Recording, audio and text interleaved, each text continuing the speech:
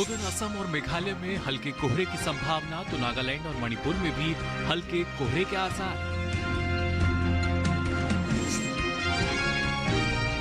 तटीय आंध्र प्रदेश और रायलसीमा में 2 दिन कुछ जगह बारिश का अनुमान। अंडमान निकोबार के कई हिस्सों में बरसेंगे बादल। और केरल के कोषिकोड में अधिकतम तापमान रहा 35.1 डिग्री सेल्सियस। पश्चिमी राजस्थान के चूरू में न्यूनतम तापमान 5.8 डिग्री सेल्सियस हुआ दर्ज। नमस्कार, आप सभी का स्वागत मौसम खबर में। मैं हूं मुकुल शर्मा। मौसम खबर में आपको बताएंगे देश के किन हिस्सों में होगी बारिश, कहां चल सकती हैं तेज हवाएं और कैसी रहेगी तापमान की चाल। साथ ही ऐसे मौसम में किसानों के लिए क्या है विशेषज्ञों की सलाह। लेकिन आइए सबसे पहले जान लेते हैं मौसम की खास खबरें। क्या कुछ खास रहेगा मौसम में, आइए जानते हैं।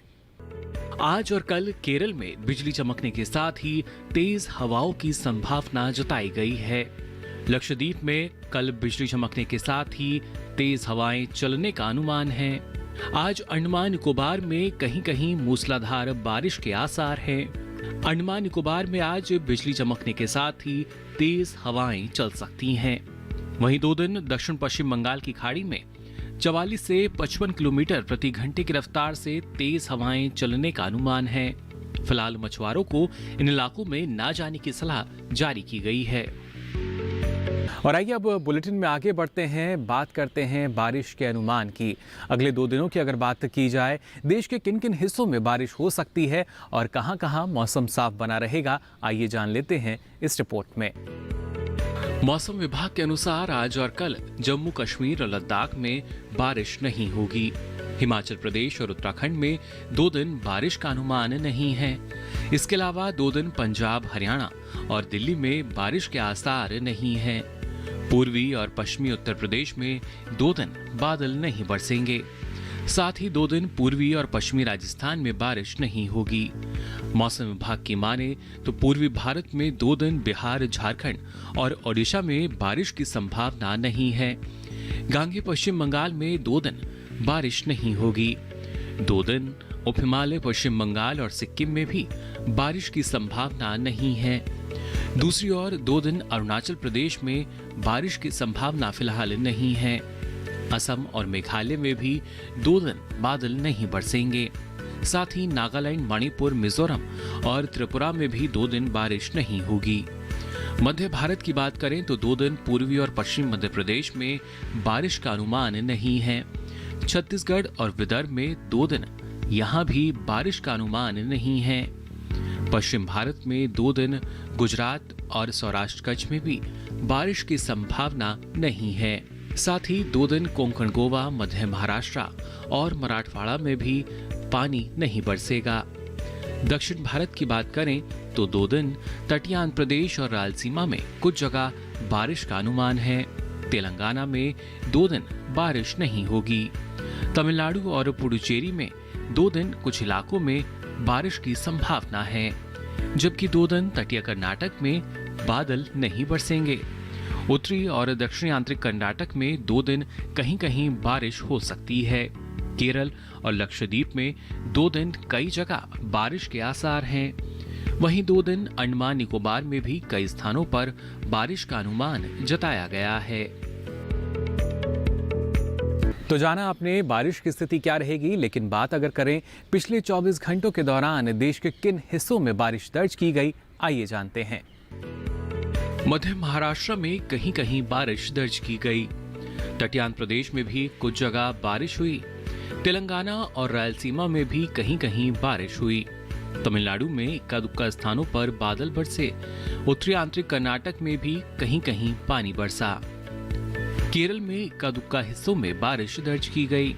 अंडमान निकोबार के कुछ इलाकों में भी बारिश हुई। तो ये तो बात हुई बारिश की स्थिति की। अब आइए जायजा लेते हैं तापमान की स्थिति का।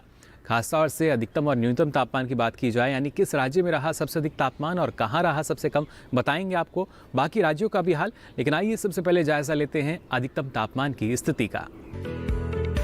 ओडिशा में कहीं कहीं अधिकतम तापमान सामान्य के मुकाबले 3 से 5 डिग्री सेल्सियस अधिक दर्ज किया गया। झारखंड में कई स्थानों पर अधिकतम तापमान सामान्य के मुकाबले 1.5 से 3 डिग्री सेल्सियस ऊपर रहा। केरल के कुछ हिस्सों में भी अधिकतम तापमान सामान्य के मुकाबले 1.5 से 3 डिग्री सेल्सियस ऊपर रहा। हालांकि इसके विपरीत मध्य महाराष्ट्र में कहीं कहीं अधिकतम तापमान सामान्य के मुकाबले 5 डिग्री सेल्सियस नीचे यानी कम दर्ज किया गया। इसके साथ ही तटीय आंध्र प्रदेश के इलाकों में भी अधिकतम तापमान सामान्य के मुकाबले 3 से 5 डिग्री सेल्सियस नीचे रहा। गुजरात में कुछ जगह अधिकतम तापमान सामान्य के मुकाबले 1.5 से 3 डिग्री सेल्सियस नीचे रहा। देश के मैदानी इलाकों में सबसे अधिक तापमान केरल में दर्ज किया गया। केरल के कोषिकोड में अधिकतम तापमान 35.1 डिग्री सेल्सियस दर्ज हुआ। तो जाना आपने अधिकतम तापमान का हाल। अब आगे बढ़ते हैं, बात करते हैं न्यूनतम तापमान की। मराठवाड़ा में कुछ स्थानों पर न्यूनतम तापमान सामान्य की तुलना में 5 डिग्री सेल्सियस अधिक रहा। जम्मू कश्मीर में कहीं कहीं न्यूनतम तापमान सामान्य की तुलना में 3 से 5 डिग्री सेल्सियस अधिक दर्ज किया गया। छत्तीसगढ़ में कई जगह न्यूनतम तापमान सामान्य की तुलना में 1.5 से 3 डिग्री सेल्सियस ज्यादा रहा। इस बीच देश के मैदानी इलाकों में सबसे कम तापमान पश्चिमी राजस्थान के चूरू में दर्ज किया गया। यहाँ तापमान 5.8 डिग्री सेल्सियस रहा। तो देखिए आपने तापमान, बारिश, इसके साथ साथ तेज हवाओं की स्थिति अगले 2 दिन क्या रह सकती है। फिलहाल मौसम खबर में यहाँ वक्त हो चला एक छोटे से ब्रेक का। जल्द हाजिर होंगे, आप बने रहिए दूरदर्शन किसान पर।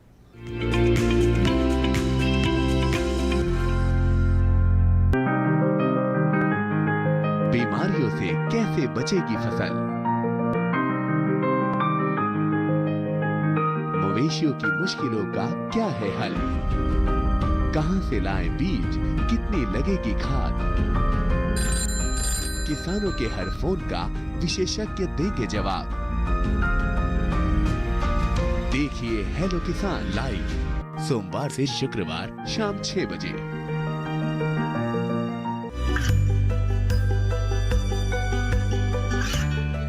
गांवों और पिछड़े क्षेत्रों में सरकारी योजनाओं की जानकारी पहुंचा।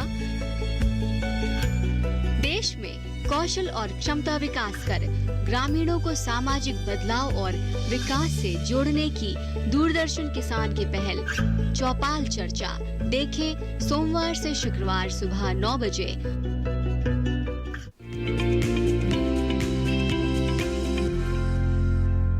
ब्रेक के बाद आप सभी का एक बार फिर स्वागत मौसम खबर में। ब्रेक पे जाने से पहले आपने जाना देश के किन किन हिस्सों में बारिश की संभावना बनी हुई है और कहां मौसम साफ बना रहेगा।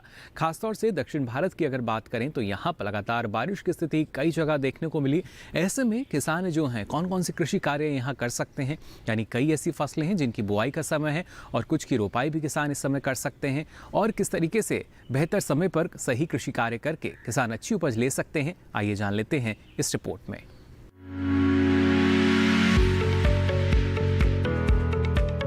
तमिलनाडु के कावेरी डेल्टा इलाके के किसान इस समय धान, कपास, उड़द और मूंगफली के अलावा सब्जियों के खेतों में पानी न रुकने दें। इन इलाकों में प्रभावित पौधों को सीधा करें। इसके साथ ही गन्ना और केले के पौधे पर मिट्टी चढ़ाएं। तमिलनाडु के कराईकल और पंडिचेरी के किसान भी धान, रागी और अदरक के खेतों से पानी बाहर निकालें। यहाँ फलों को रोग और कीटों से बचाने के लिए बागों की सफाई करें। पश्चिमी तमिलनाडु में जिन किसानों ने चने की बुआई की है वे खेतों से अतिरिक्त पानी बाहर निकालें। वहीं दक्षिणांतरी कर्नाटक में काटी गई रागी और मक्के की फसल को बारिश से बचाने के लिए तिरपाल से ढकें। इसके साथ ही यहाँ के किसान मूंगफली की खुदाई के अलावा रागी और मक्के की कटाई करते रहें।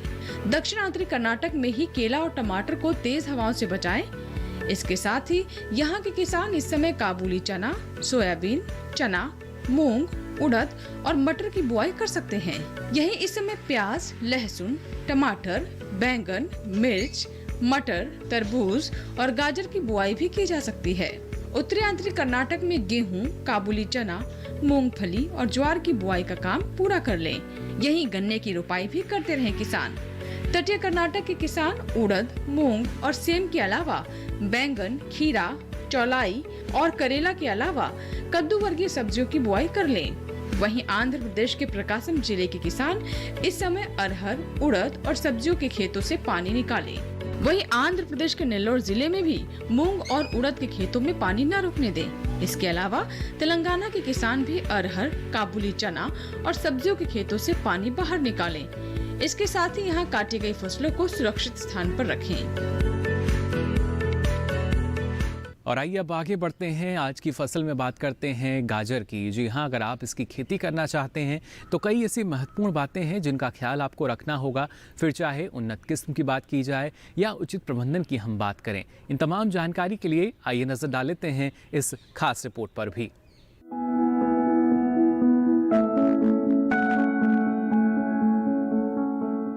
गाजर की खेती के लिए बलुई दोमट और दोमट मिट्टी सबसे अधिक ठीक रहती है।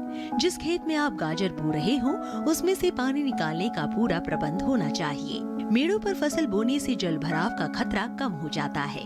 1 हेक्टेयर के लिए 5 से 6 किलो बीज पर्याप्त होते हैं। बोने से पहले खेत की मिट्टी को भुरभुरा बना ले। कतार से कतार के बीच की दूरी करीब 30 सेंटीमीटर होनी चाहिए। बोते समय 1 हेक्टेयर जमीन में 30 किलो नाइट्रोजन, 40 किलो फास्फोरस और इतनी ही मात्रा में पोटेशियम देनी चाहिए।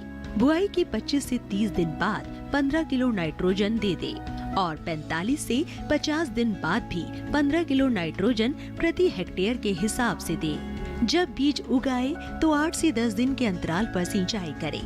गाजर की फसल के साथ अनेक खरपतवार उगाते हैं जो भूमि में नमी और पोषक तत्व लेते हैं, जिसके कारण गाजर के पौधों का विकास और बढ़वार पर प्रतिकूल प्रभाव पड़ता है। इन्हें खेत से निकालना बहुत आवश्यक हो जाता है। निराई करते समय पंक्तियों से आवश्यक पौधे निकालकर मध्य की दूरी अधिक कर देनी चाहिए। साथ ही बढ़ी हुई जड़ों में हल्की निराई गुड़ाई करते रहना चाहिए। गाजर की फसल पर मुख्य रूप से छोटे छोटे कीड़े मकोड़ों का प्रकोप होता है। इसकी रोकथाम के लिए नीम का काढ़ा पंप की मदद से 10 से 15 दिन के अंतराल पर छिड़काव करें। गाजर की फसलों में आर्द्र गलन रोग के कारण बीज के अंकुरित होते ही पौधे संक्रमित हो जाते हैं, जिससे तने का निचला भाग जो भूमि की सतह से लगा रहता है सड़ जाता है। फलस्वरूप पौधे वहीं से टूटकर गिर आते हैं। इस रोग की रोकथाम के लिए विशेषज्ञों की सलाह पर बीजोपचार कर ले। गाजर की जड़ों की खुदाई तभी करें जब वे पूरी तरह विकसित हो जाए। खेत में खुदाई के समय पर्याप्त नमी रखें। साथ ही फसलों को सुखाकर उचित स्थान पर भंडारित करें।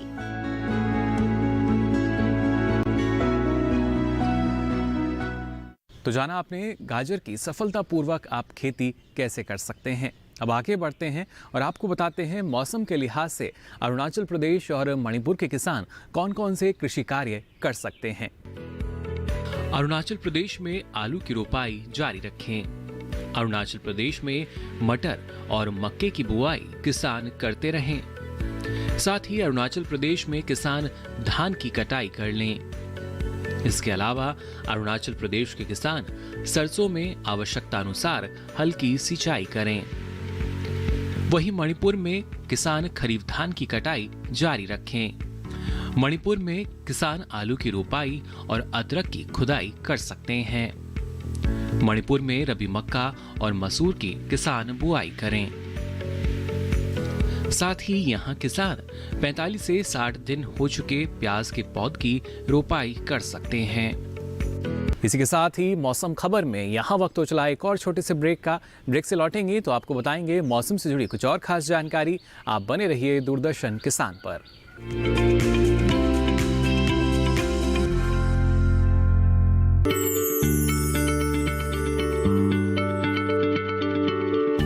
क्या आप किसी बीमारी से परेशान हैं? चाहते हैं डॉक्टर की सलाह? तो हम हैं आपके साथ। बताएंगे आपको जीने की राह। समस्याएं आपकी, समाधान देश के मशहूर विशेषज्ञों के। घर बैठे बात करें देश के जाने माने डॉक्टरों से। हमारे लाइव प्रोग्राम स्वस्थ किसान में हर शनिवार शाम 6 बजे से 7 बजे तक। ये कामयाबी है अन्नदाता की। ये कहानी है खेत और खलिहानों की। कैसे करें अपने पशुओं की देखभाल, जानिए गांव-गांव के किसानों का हाल। देखिए गांव किसान सोमवार से शुक्रवार दोपहर 12 बजे सिर्फ डीडी किसान पर।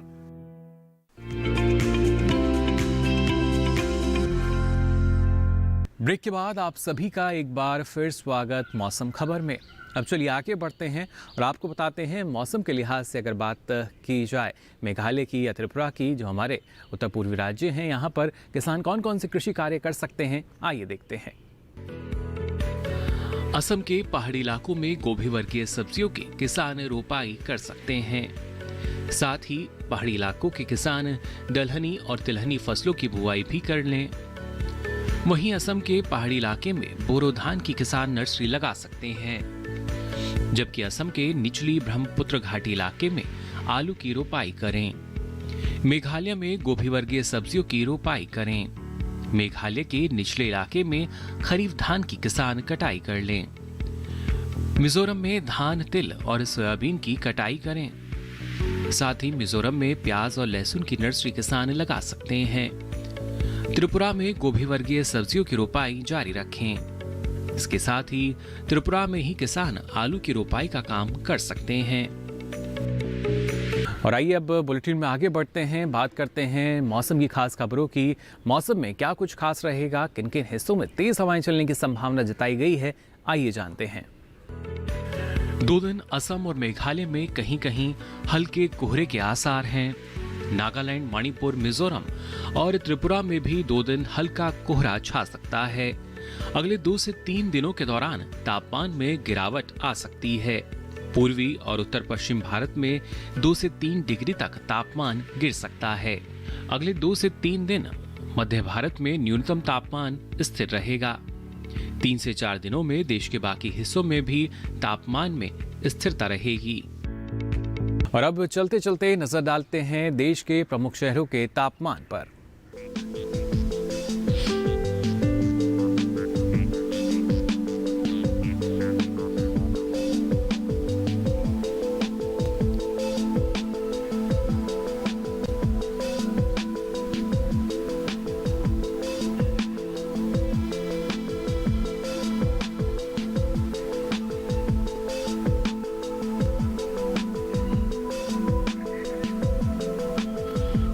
तो फिलहाल के लिए इस बुलेटिन में बस इतना ही। मौसम की ताज़ा जानकारी और कृषि सलाह के साथ फिर होंगे हाजिर।